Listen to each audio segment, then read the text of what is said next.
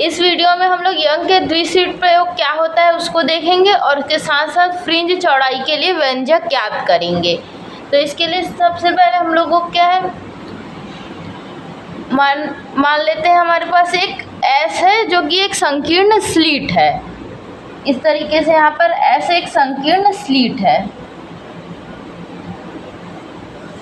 इस स्लिट का नाम दे देते हैं एस। अब बोल रहे हैं जो कि एक वर्णी प्रकाश जिसका तरंगदैर्ध्य लैम्डा है से प्रकाशित किया जाता है।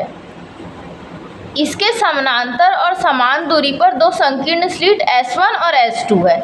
इस पे कोई सोर्स से लाइट पड़ रहा है जो कि एक वर्णी प्रकाश है और जिसका तरंगदैर्ध्य लैम्डा है, और इसके समांतर और समान दूरी पर दो संकीर्ण स्लिट S1 और S2 है। इसके समांतर समान दूरी पे दो स्लिट मान लो कुछ ऐसे, यहाँ पर S1 स्लिट है और यहाँ पर S2 स्लिट है। और जो ये दो स्लिट हैं उनके बीच की दूरी क्या है, अत्यंत अल्प है, जिसको हम लोग स्मॉल डी मान लेते हैं। यानी ये दो स्लिट के बीच की जो दूरी है वो क्या है, स्मॉल डी है। तो इसको हम लोग कुछ इस तरीके से ऐसे लिख देते हैं। स्मॉल डी के दोनों स्लिट के बीच की दूरी। दोनों स्लिटों के तल से डी दूरी पर एक पर्दा यानी कि स्क्रीन है जिसका नाम क्या है, XY है। दोनों स्लिट कहाँ से ले रहे हैं, दोनों स्लिटों के तल से, यानी कि दोनों स्लिट कौन से होंगे, ये वाले स्लिट। इस स्लिट के तल से कितने दूरी पे, डी दूरी पे। मान लो यहाँ पे डी दूरी पे, ये डी दूरी ले रहे हैं हम लोग, यहाँ तक के आ रहा है। तो डी दूरी पे एक क्या है, पर्दा है यानी स्क्रीन है जिसका नाम ले रहे हैं हम लोग XY एक स्क्रीन है या पर्दा इसको बोलते हैं।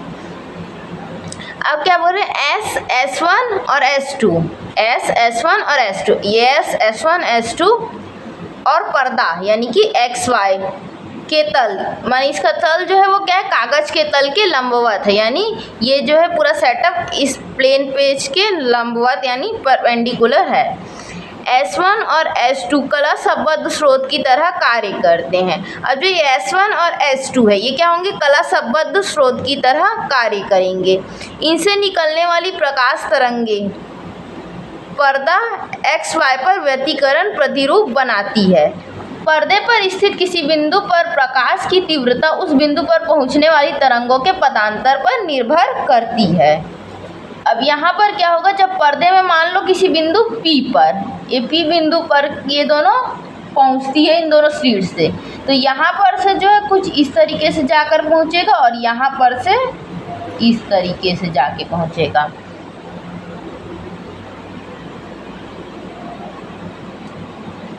अब क्या लिखा है, अब जो है पर्दे पर किसी बिंदु पर, मान लो बिंदु P है, उस पर प्रकाश की तीव्रता उस बिंदु पर पहुंचने वाली तरंगों के पथांतर पर निर्भर करती है।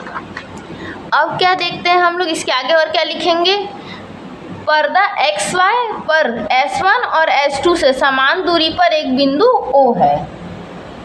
अब जो पर्दा XY है उसमें S1 और S2 से समान दूरी पर एक बिंदु क्या बोल रहा है, O है। यहाँ पर हम लोग मान लेते हैं ये बिंदु O है।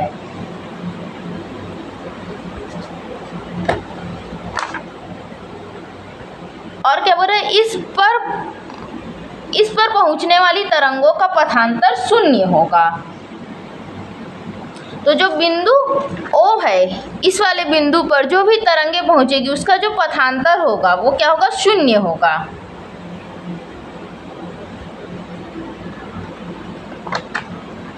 इसे केंद्रीय दीप्त फ्रिंज कहते हैं। यानी कि O बिंदु पर जो फ्रिंज बनेगी उसे क्या कहेंगे, केंद्रीय दीप्त फ्रिंज कहेंगे। मान लो बिंदु O से X दूरी पर पर्दे पर एक बिंदु P है। अब यही वाले बिंदु को हम लोग ले रहे हैं, मान लो जो है इस O बिंदु और ये जो हम लोग P बिंदु लिए उन दोनों के बीच की दूरी क्या है, स्मॉल x है। तब हम लोग क्या निकालना चाह रहे हैं, ये जो O बिंदु है और उससे x दूरी पर जो बिंदु P लिए हैं इन दोनों, तो इस P बिंदु पर पहुंचने वाली तरंगों के बीच का पथांतर। तो तो हम लोग अभी देखे डायग्राम में कि इस पे हम लोग कौन कौन सी तरंगें पहुँची, S1P और S2P, ये दो किरण पहुँच रही है, तरंग पहुँच रही है। तो इनके बीच का पथांतर क्या होगा, S2P माइनस S1P। तो इसको लिखेंगे हम लोग, यहाँ पथांतर में क्या आ जाएगा, S2P माइनस S1P। अब मान लो कि S1 और S2 का मध्य बिंदु क्या है, O1 है।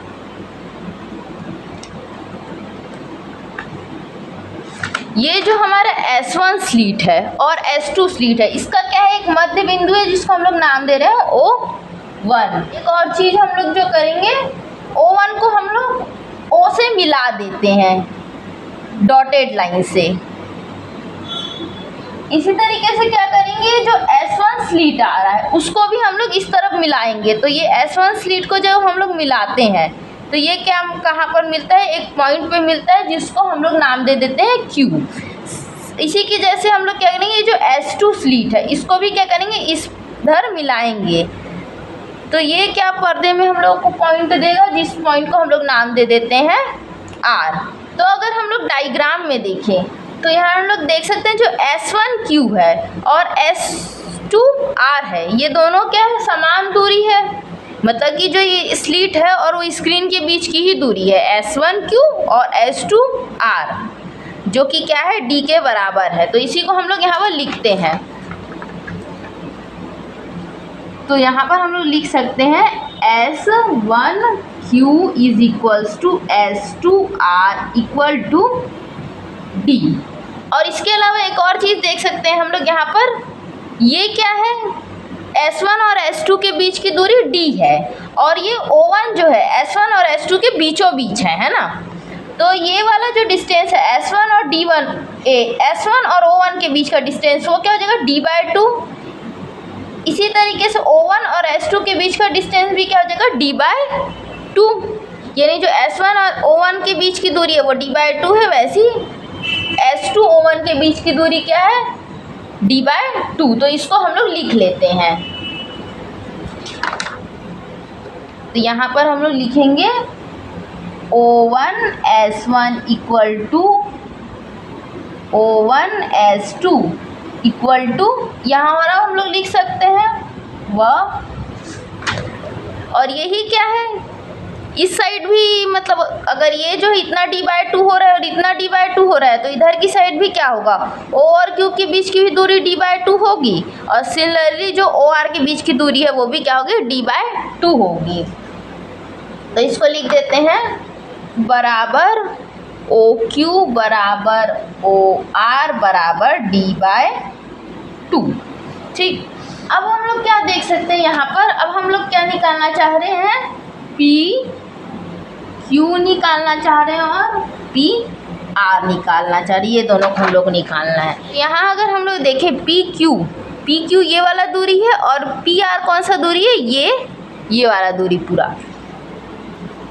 तो अगर PQ को हमको निकालना है किस, और हम लोग ये दोनों इसका यूज़ करेंगे ना, ये जो हम लोग ये जो निकाले हैं D/2 और यहाँ पर X अज्यूम किए, इनके टर्म्स में हम लोग को निकालना है।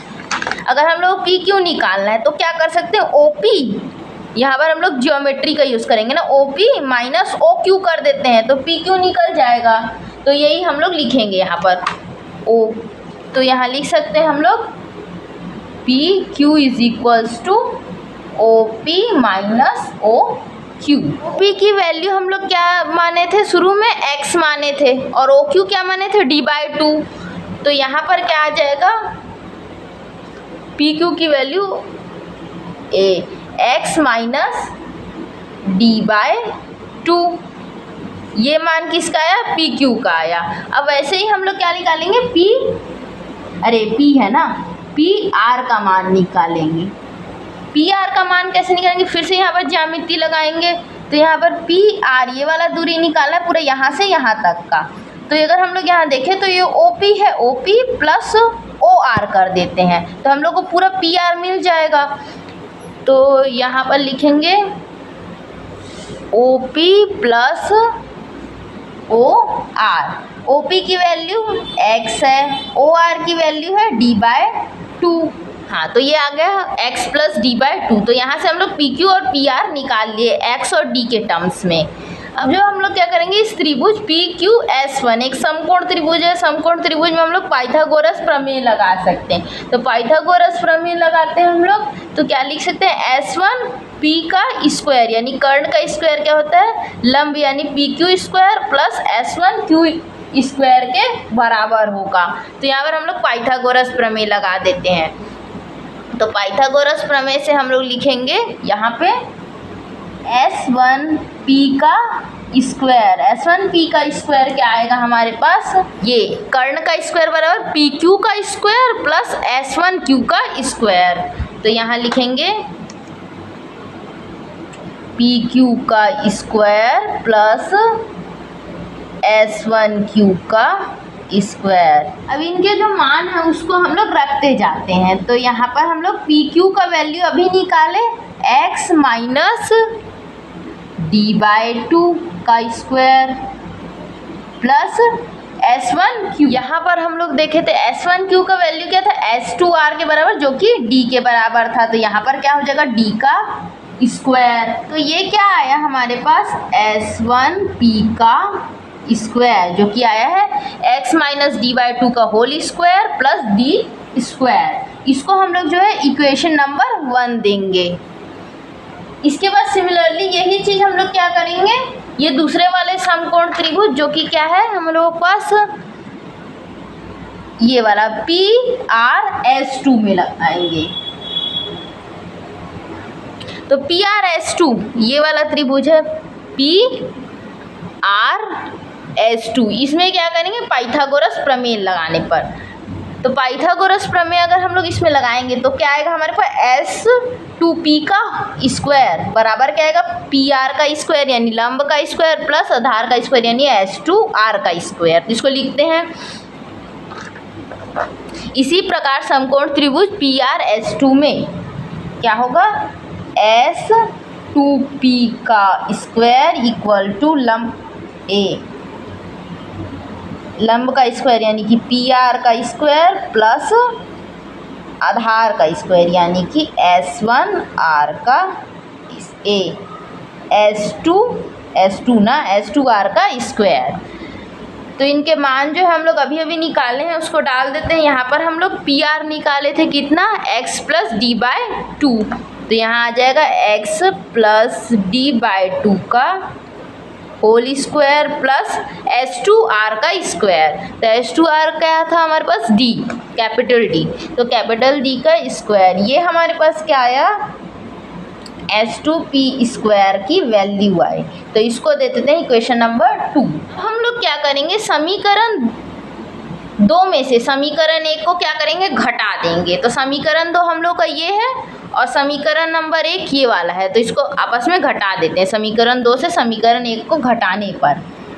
तो इसमें हम लोग पहले इसके लेफ्ट हैंड साइड को लिख लेते हैं, SP2 माइनस S2P का स्क्वायर माइनस S1P का स्क्वायर बराबर क्या आ जाएगा, x प्लस d/2 का स्क्वायर प्लस d स्क्वायर। इसको हम लोग बड़े वाले ब्रैकेट के अंदर लिख लेते हैं, माइनस S1P स्क्वायर का वैल्यू डालते हैं यहाँ पर, x माइनस d/2 का square plus d square bracket close. ये जो है इसके मान है। अब इसको हम लोग लेफ्ट हैंड साइड को ऐसे ही रहने देते हैं, पहले राइट हैंड साइड को हल कर लेते हैं। तो सबसे पहले हम लोग क्या करेंगे, इस वाले को हम लोग ऐसे ही रहने देते हैं, ब्रैकेट लोगों को जो स्मॉल ब्रैकेट है प्लस d स्क्वायर। ये माइनस साइन जब ओपन होगा इस वाले ब्रैकेट में तो क्या होगा, इधर जो प्लस में रहेंगे वो माइनस में चेंज हो जाएगा। तो ये प्लस में था तो ये माइनस x ब्रैकेट में x माइनस d/2 का होल स्क्वायर, और ये प्लस में है तो ये माइनस में चेंज हो जाएगा d का स्क्वायर। ये d स्क्वायर से d स्क्वायर कट गया, जो बचा है उसको लिख लेते हैं x प्लस d/2 का whole square minus x minus d/2 का होल स्क्वायर। अब ये क्या है, a प्लस बी का होल स्क्वायर का फॉर्मूला है और ये a माइनस बी का होल स्क्वायर का फॉर्मूला है, तो उसमें इस ब्रैकेट लोगों को ओपन कर लेंगे। तो हम लोग के पास जो आएगा, पहले इसमें करते हैं तो x square plus D by two का स्क्वायर प्लस 2ab होता है, तो 2x डी बाई टू ये आ गया। इसको ब्रैकेट, अब इसमें ब्रैकेट रख देते हैं क्योंकि माइनस के कारण फिर साइन चेंज होगा ना, तो यहाँ पर फिर एक ब्रैकेट बना देते हैं। इसको अब लगाते हैं, इसमें a माइनस बी का होल स्क्वायर का फॉर्मूला लगेगा, तो ये क्या हो जाएगा, x square plus b square यानी कि डी बाई टू का square minus 2ab minus 2x d by two. इसको ब्रैकेट को बंद कर देते हैं। अब यहाँ से 2 से 2 कैंसिल हो जाएगा, ऐसे ही यहाँ से 2 से 2 कैंसिल हो जाएगा, तो क्या बचेगा हमारे पास, x square plus d square by 4 plus x d. अब यहाँ पर माइनस का हम लोग इंटू करते जा रहे हैं ना, माइनस एक्स स्क्वायर, ये क्या हो जाएगा, minus d square by 4 plus x d. तो ये क्या है, माइनस डी स्क्वायर बाय 4, ये a plus d square by 4 minus d square by 4, ये आपस में कैंसिल हो जाएगा। वैसे ये प्लस में एक्स स्क्वायर है, ये माइनस में एक्स स्क्वायर, ये कैंसिल हो जाएगा। बचेगा क्या, x d plus x d. तो x d plus x d क्या हो जाएगा हमारे पास, 2x डी। तो जो हम लोग यहाँ लेफ्ट हैंड साइड में क्या चल रहा था, s2p square minus s1p square equal to क्या आया हमारे पास, 2x डी आया। तो इसको हम लोग लिख लेते हैं। तो यहाँ पर हम लोग को मिला s2p square minus s1p square is equals to 2x d. या हम लोग क्या कर सकते हैं, यहाँ पे भी क्या कर सकते हैं, ये क्या है, a square minus b square के फॉर्मूला में है, तो इसको भी हम लोग फॉर्मूला लगा सकते हैं। a square minus b square क्या होता है, a plus b into a minus b, तो उसमें रख देंगे s2p plus s1p into s2p minus s1p equals to क्या होगा, 2x डी होगा। इसको हम लोग और किस तरीके से लिख सकते हैं, यहाँ पर माइनस वाले को इस साइड ही रहने देते हैं, s2p minus s1p equal to क्या लिखा जा सकता है, ये जो प्लस वाला इसको इसके डिवाइड में ले आते हैं पक्षांतर करके, तो 2x डी अपॉन क्या हो जाएगा, s2p प्लस s1p, इसको ब्रैकेट लिख देते हैं ऐसे। तो ये हम लोग इसको इसी चीज़ को अलग तरीके से लिख दिए। अब इसको दे देते हैं इक्वेशन नंबर 3। अब जो एक्चुअल प्रैक्टिकल में क्या होता है, ये जो बिंदु P होता है वो क्या होता है, इस बिंदु O के, यानी कि जो जहाँ केंद्रीय दीप्त फ्रिंज मिलेगी, और ये जो बिंदु P है ये क्या होते हैं, बहुत पास में होते हैं, यानी कि कहने का मतलब है जो P बिंदु है वो बिंदु के बहुत ज़्यादा अत्यंत निकट होता है। तो उस केस में क्या होगा, मान लो ये P बिंदु जो है इसके एकदम पास में होगा, तो क्या होगा, ये कुछ यहाँ पर एकदम ऐसे सीधा होगा इस तरीके से। मान लो यहाँ पर है, तो हम लोग उस केस में क्या मान सकते हैं, जो क्या हो, s2p और s1p क्या हो, आपस में लगभग जो बराबर होंगे, और वो जो है बराबर किसके होंगे, d के बराबर होंगे। अगर क्या हो, p जो है इसके o के एक अत्यंत निकट है, क्योंकि इस तरीके से ऐसे होगा तो वो लगभग d के मान के बराबर ही होगा। तो इसको हम लोग ऐसे लिखेंगे, यदि जो बिंदु P है वो बिंदु O के अत्यंत निकट होता है, अतः मतलब क्या होना है इसका meaning, S1P almost equal to S2P, और जो कि किसके बराबर होगा, लगभग D के बराबर होगा। समीकरण 3 में क्या करते हैं हम लोग, ये मान रख देते हैं कि S1P जो कि बराबर है S2P के और वो बराबर है D के। तो अगर समीकरण 3 में हम लोग ये मान रखें, समीकरण 3 कौन सा था, ये वाला, यहाँ पर हम मान रखेंगे ना, मान रखते समय हम लोग इधर साइड नहीं मान रखेंगे, सिर्फ इस साइड मान रखेंगे ना। तो यहाँ पर रखेंगे हम लोग S2P माइनस S1P बराबर क्या निकलेगा, यहाँ पर हमारे पास इक्वेशन में 2xd upon S2P plus S1P। तो 2xd ऐसे ही रहने देते हैं। S1p और S2p की जगह हम लोग d रखेंगे तो d प्लस d, तो ये हो जाएगा 2xd अपॉन 2d। 2 से 2 गया। अच्छा ये जो है स्मॉल वाला d है ना, ये स्मॉल वाला d है, हाँ, तो यहाँ पर हम लोग के पास क्या बचेगा, x small d by capital D। तो ये जो हम लोग के पास x small d upon capital D बचेगा, यानी कि जो पथांतर है S2p माइनस S1p, ये क्या होगा xd बाय कैपिटल D। तो ये जो हम लोग क्या निकाले, वो तो किरण के बीच में पथांतर निकाले, इसको दे देते हैं इक्वेशन नंबर 4। अब हम लोग क्या निकालेंगे, अब हम लोग पथांतर निकाल चुके हैं, अब हम लोग समपोषी व्यतिकरण, या जो इसको हम जब हम लोगों को दीप्त फ्रिंजें मिलती है उसके लिए प्रतिबंध या कंडीशन निकालेंगे। तो जब समपोषी व्यतिकरण जिस बिंदु पर मिलता है वहाँ क्या होता है, तीव्रता अधिकतम होती है, तो इसको अधिकतम तीव्रता या समपोषी व्यतिकरण के लिए जब भी पथांतर होगा वो क्या होगा, λ/2 का समगुणक होता है। यानी कि क्या कहने का मतलब है, अब हम लोग इसको देखते हैं समीकरण 4 से। समीकरण 4 से जो पथांतर है वो क्या है हमारे पास, x into small d by capital D। तो यहाँ पर लिखेंगे x into small d by capital D, जो कि क्या लिखाएगा हमारे पास, इज इक्वल टू, यहाँ हम लोग λ/2 का समगुणक होगा जब भी हम लोग समपोषी व्यतिकरण या अधिकतम तीव्रता की बात करेंगे, तो 2n इंटू λ/2 समगुणक यानी कि सम संख्या का गुणा, तो 2n लिखते हैं हम लोग किसी भी सम संख्या को दर्शाने के लिए, λ/2 का समगुणक इस तरीके से लिखेंगे। तो यहाँ से x क्या आएगा, 2 से 2 चला गया, बचा क्या यहाँ पर, x is equals to n lambda capital D by small d, ये आएगा। इसको दे देते हैं इक्वेशन नंबर 5। तो इसी को हम लोग क्या करते हैं, यहाँ पर अच्छे से लिख लेते हैं। तो यहाँ पर x क्या आएगा, n lambda capital D upon small d, ये क्या इक्वेशन नंबर 5 है। जहाँ n की जो वैल्यू होगी वो क्या होगी, 0, 1, 2, 3 एंड सो ऑन, इस तरीके से जो है n की वैल्यू जाते जाएगी आगे। यहाँ पर अगर हम लोग देखें तो ये जो समीकरण नंबर 5 आया है, x की value n lambda capital D upon small d, ये क्या है, इसमें अगर हम लोग 0 रखें तो हमको केंद्रीय दीप्त फ्रिंज की स्थिति ज्ञात होगी। यानी अगर हम लोग n इक्वल टू 0 रखेंगे तो x क्या आ जाएगा, 0 आ जाएगा।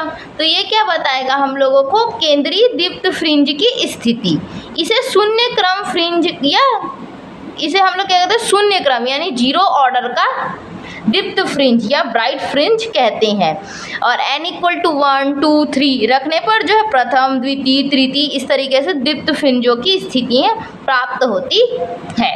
इसके बाद हम लोग देखेंगे विनाशी व्यतिकरण या अदीप्त फ्रिंजों हेतु जो प्रतिबंध होता है। तो विनाशी व्यतिकरण ये जो अदीप्त फ्रिंज जब बनती है वहाँ पर हम लोगों को न्यूनतम तीव्रता देखने को मिलती है, या इसमें जब तरंगों के मध्य जो पथांतर होता है वो λ/2 का क्या होता है, विषम गुणक होते हैं, यानी λ/2 होगा और उसके साथ कोई विषम संख्या का गुणा होगा।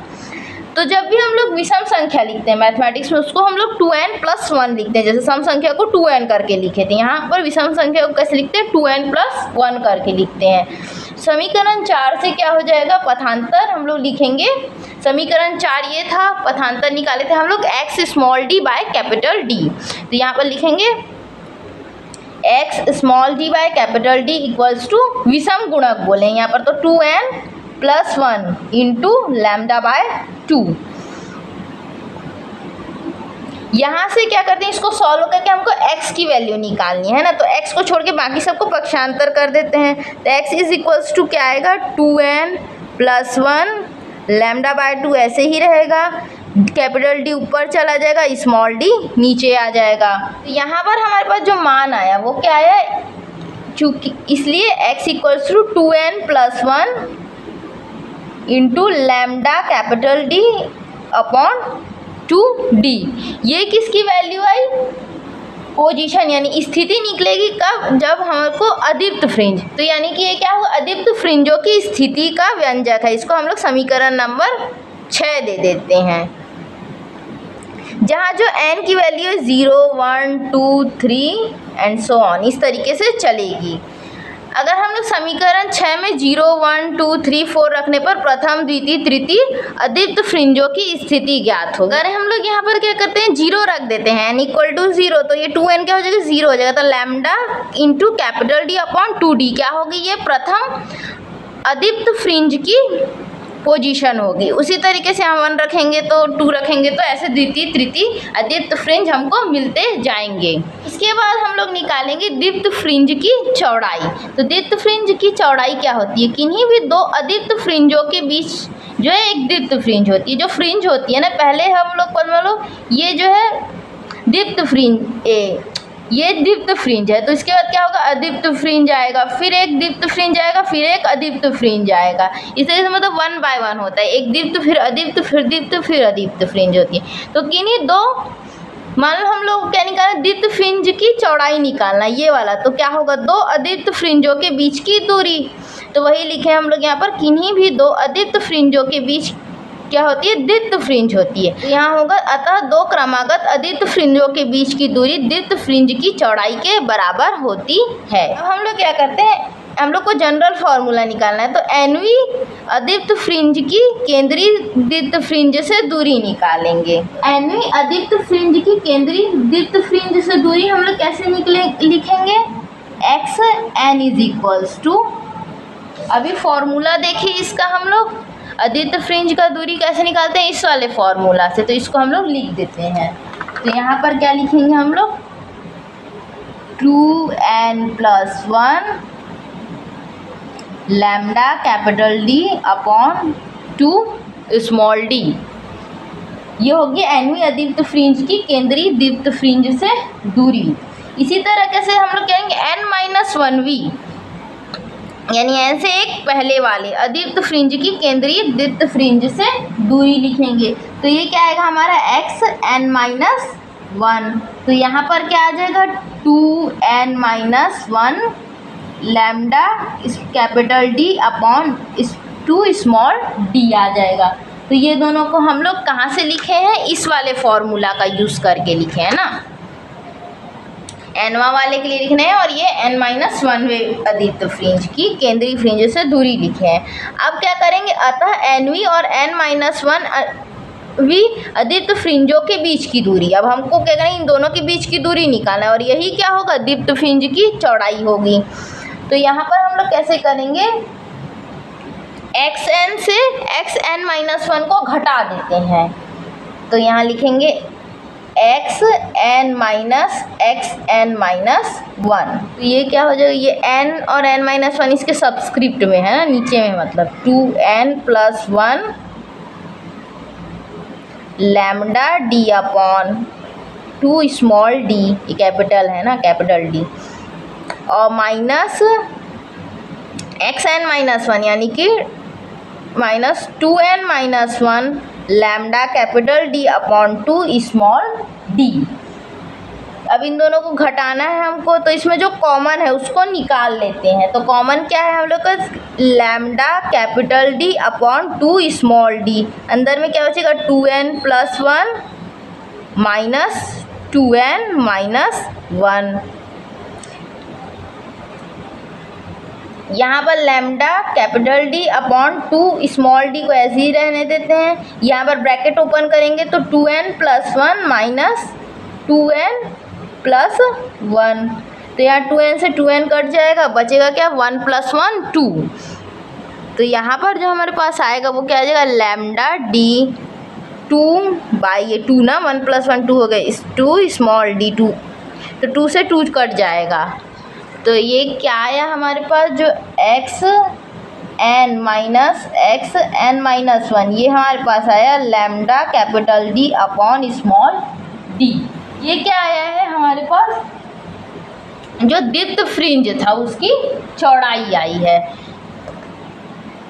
अब हम लोग अगर इस फॉर्मूला में देखें तो ये क्या है, यहाँ पर कहीं पे भी n का टर्म नहीं आ रहा है ना, हम लोगों के पास क्या केवल लैम्डा है, जो कि क्या है, एक वर्णीय प्रकाश है, स्लिट में इंसिडेंट हो रहा है, उसकी वेवलेंथ है, यानी कि तरंग दैर्ध्य है। d क्या था, जो स्लीट S1 S2 है, कैपिटल D ना, S1 S2 और पर्दा स्क्रीन XY के बीच की डिस्टेंस है। स्मॉल d क्या है, जो दो स्लीट थे S1 और S2 उसके बीच की डिस्टेंस है। तो ये क्या है, पर्टिकुलर केस के लिए कांस्टेंट्स हैं और यहाँ पर कहीं पे भी n का टर्म नहीं आ रहा, तो यहीं पे लिखेंगे हम लोग यह दूरी n से स्वतंत्र है। अतः किन्हीं भी दो क्रमागत अदीप्त फ्रिंजों के बीच की दूरी अर्थात दीप्त फ्रिंजों की चौड़ाई नियत रहती है। दीप्त फ्रिंज की चौड़ाई को मान लो हम लोग β1 लेते हैं। β1 कैसे लिखेंगे, β1 equal to lambda capital D upon small d। इसको दे देते हैं समीकरण नंबर 7। इसी तरीके से अभी हम लोग अदीप्त फ्रिंजों की चौड़ाई निकालेंगे। तो अदीप्त फ्रिंज की चौड़ाई क्या होगी, दो क्रमागत दीप्त फ्रिंजों के बीच क्या होगी, अदीप्त फ्रिंज होगी। तो अतः दो क्रमागत दीप्त फ्रिंजों के बीच की दूरी को अदीप्त फ्रिंज की चौड़ाई कहेंगे या उसके बराबर होगी। तो nवीं दीप्त फ्रिंज की केंद्रीय दीप्त फ्रिंज से दूरी, तो इसके लिए हम लोग कौन सा फॉर्मूला यूज़ करेंगे, ये वाला जो हम लोग दीप्त फ्रिंज के लिए निकाले थे। पोजीशन क्या होता है, n lambda capital D upon small d। तो इसको हम लोग पहले क्या लिखेंगे, nवीं दीप्त फ्रिंज की केंद्रीय फ्रिंज से दूरी, तो ये क्या निकलेगा, x n equal to n lambda capital D upon small d। इसी तरीके से जो n-1वीं दीप्त फ्रिंज की केंद्र फ्रिंज से दूरी, यानी कि n के जस्ट पहले वाला जो दीप्त फ्रिंज रहेगा वो केंद्रीय फ्रिंज से कितना दूरी पर है वो निकालेंगे। तो ये हो जाएगा हमारे पास x n-1, तो n की जगह हम लोग लिख दिए n-1 lambda capital D upon small d। इन दोनों को क्या करेंगे, nवीं और n-1वीं दीप्त फ्रिंजों के बीच की दूरी निकालना है। तो xn-1 कर देंगे। तो जब हम लोग इसको घटाएंगे तो हमारे पास क्या क्या मान है इसके, यहाँ पर देख लेते हैं, n lambda capital D upon small d और यहाँ पर n-1 lambda d capital D upon small d।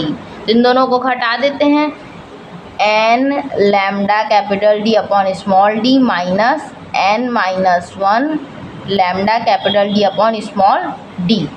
यहाँ पर जो कॉमन टर्म्स है उसको बाहर निकाल लेंगे। तो कॉमन टर्म्स कौन कौन से हैं, lambda capital D upon small d, अंदर में क्या बचेगा, n माइनस ब्रैकेट में n-1, ये ब्रैकेट को ओपन करेंगे तो क्या हो जाएगा, इसको पहले ऐसे ही रहने देते हैं, lambda capital D upon small d, ये ब्रैकेट में आ गया, n minus n plus 1, n से n गया, बचा क्या 1।